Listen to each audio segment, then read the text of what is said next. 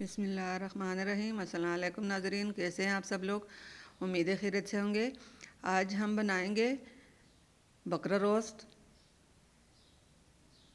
जी नाज़रीन, रेसिपी शुरू करने से पहले हमारे चैनल को सब्सक्राइब कर लें, बेल आइकन को दबाएं ताकि हमारे बाकी वीडियो की नोटिफिकेशन आप तक बआसानी पहुंचती रहे।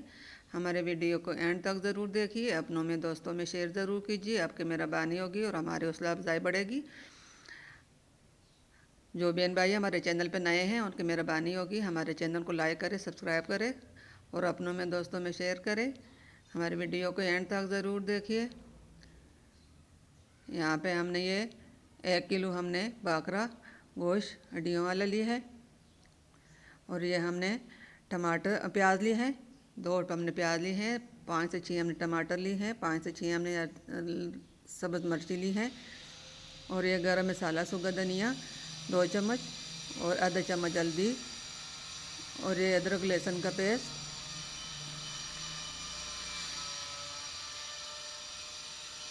ये काली मिर्च, नमक, ये हम सब चीज़ें हमने ली हैं। और यहाँ पे कढ़ाई में हमने तेल डाला। तेल हमने गर्म होने के लिए रखा था। तेल गर्म हो चुका है। अब इसके अंदर हमने प्याज डाली। प्याज को हम फ्राई करेंगे, ज़्यादा फ्राई नहीं करना है। हल्के से पिंक सा कलर हो जाए तो फिर इसके अंदर हमने बाकी चीज़ें डालनी हैं। हमारी यही कोशिश होती है कि हम आप लोगों के लिए अच्छी से अच्छी और नई से नई रेसिपी लेके आएँ और आप लोगों को पसंद आए। प्याज हमारे हल्के से फ्राई हो चुके हैं। अब इसके अंदर हमने अदरक लहसुन का पेस्ट डाल लिया। इसको भी हमने हल्का सा फ्राई करना है।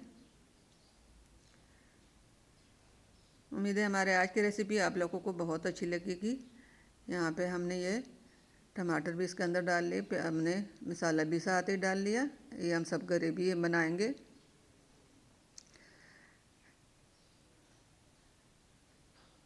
लाल मिर्च हमने नहीं डाली, लाल मिर्च के बजाय हमने काली मिर्च डाली है और इसको हमने अच्छी तरह भुनना है। टमाटर गल जाए तो फिर इसमें हमने गोश्त डालना है। थोड़ी देर के लिए हमने इसके ऊपर ढक्कन रखा ताकि टमाटर गल जाए। टमाटर हमारे अच्छी तरह गल चुके हैं। अब ये गोश्त को हमने इसके अंदर डाल लिया। गोश्त को हमने पहले से उबाल लिया था।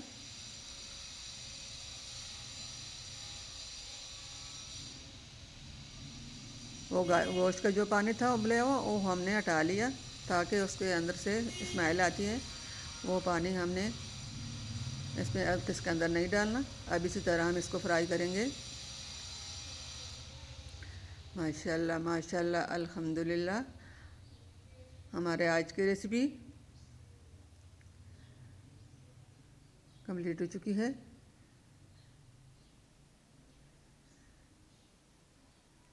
आप लोग भी इस तरह घर में ज़रूर बकरा रोस्ट करना। और ये हरा धनिया, हरे प्याज, नींबू, हमने ये सब चीज़ें इसके ऊपर गार्निश के लिए डाल ली हैं। उम्मीद है हमारे आज की रेसिपी पसंद आई होगी। मिलते हैं अगली वीडियो के साथ, तब तक के लिए